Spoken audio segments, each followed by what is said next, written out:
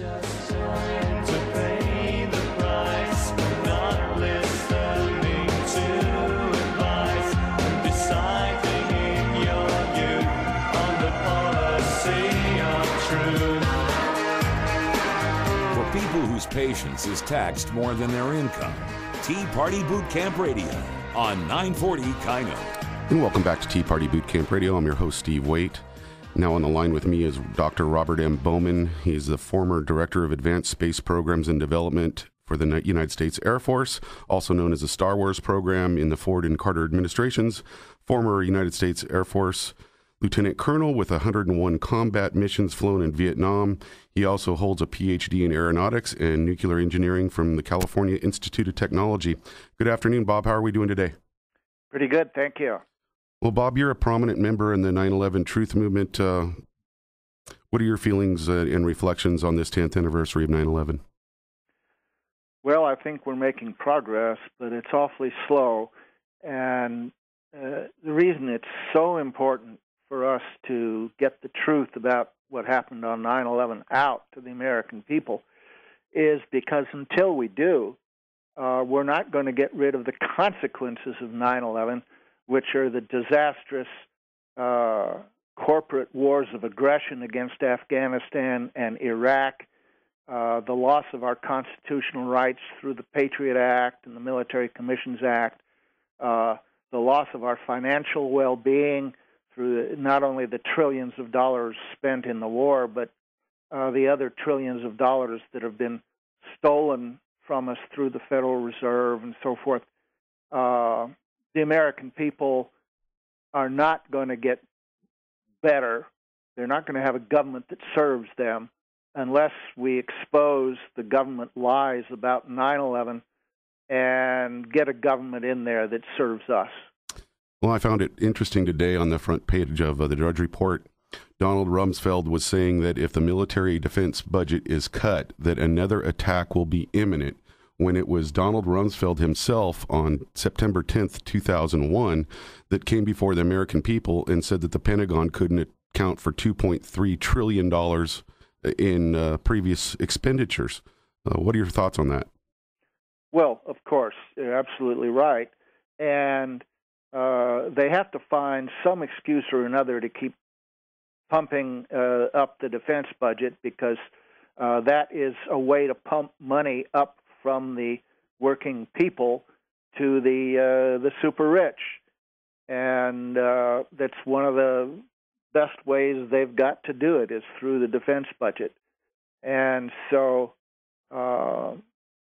way back before the first Gulf War, after the collapse of the Berlin Wall and the Soviet Union, there was a white paper coming out of the White House that says, now with the Soviet Union gone, we've got to find some other excuse for a large defense budget.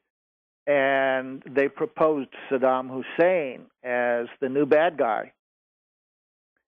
And sure enough, they were able to make him into the new bad guy, and we've had a couple of wars against Iraq.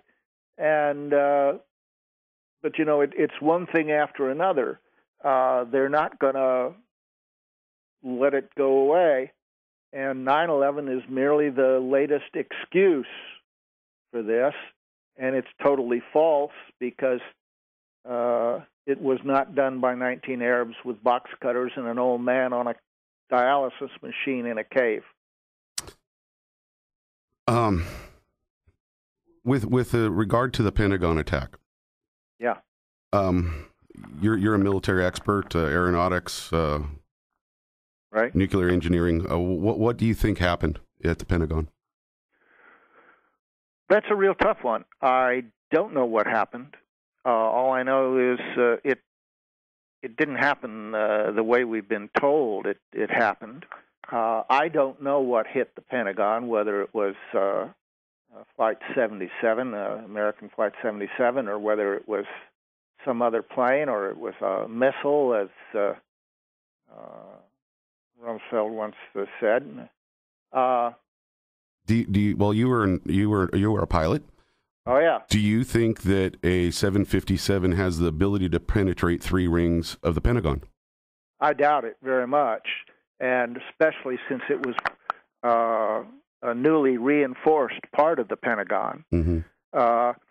But more than that, I'm not sure that any commercial airliner could perform the maneuvers that that plane supposedly performed and pull the number of Gs that would be required at those speeds to impact the Pentagon in that way.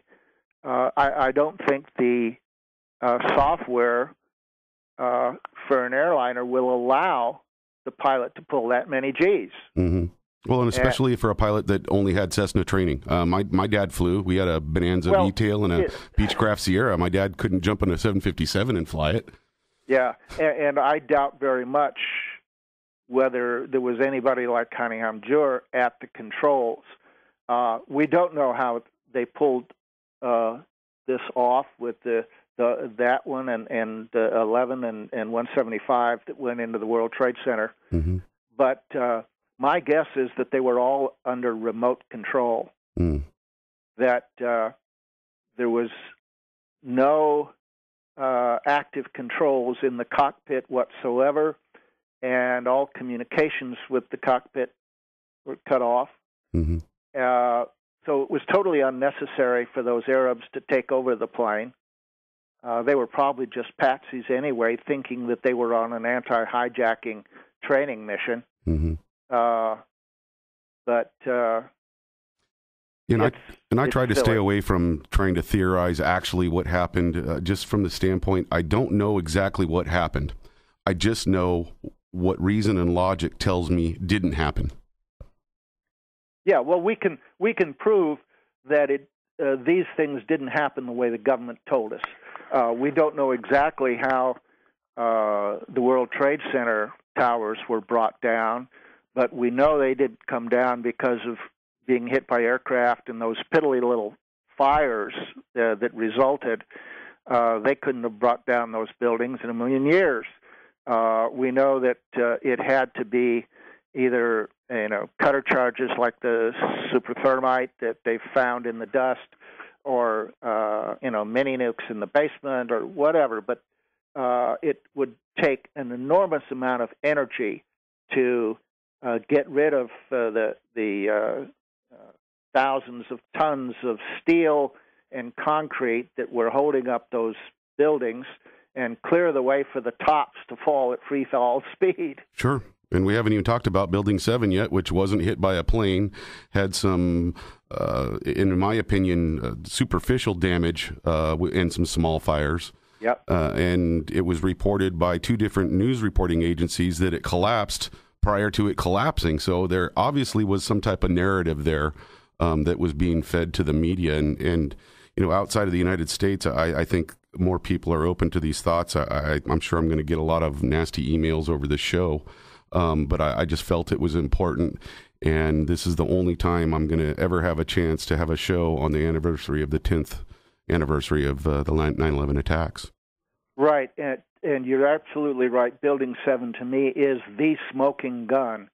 As a matter of fact, I've got a 3-minute video on Building 7, which I call my smoking gun video, which is on my website, thepatriots.us, and that 3-minute video I use when I go lobbying in Congress or trying to convince somebody. You can't get a member of Congress to sit down for 2 hours and watch Loose Change. Sure. Or Richard Gage's new video, which is the first cut I just watched today, is about 2 hours and 20 minutes. But you can get them to sit down for 3 minutes, and 3 minutes is all it takes to just blow the government story wide open with the World Trade Center 7. The video shows Larry Silverstein talking about his decision to pull it, explains his new insurance policy for billions of dollars protecting him against terrorist attacks, which he only took out a few weeks before 9/11. It shows the BBC announcing the collapse of Building 7 before it happened, with their announcer, Jane Stanley in New York, telling why the building came down, and it's clearly visible still standing over her left shoulder. Yeah, it doesn't fall for another 5 minutes, and then her feed goes out right before it does drop. Right. And then it shows about a dozen views of Building 7 coming down in what for all the world appears to be a perfect controlled demolition of an intact building with no visible fires. Yep. Well, Robert, that's all the time we have today. I really appreciate you giving us the time you did. Dr. Robert M. Bowman, his website is thepatriots.us. Please go there and check it out. You're listening to Tea Party Boot Camp on 940 KYNO.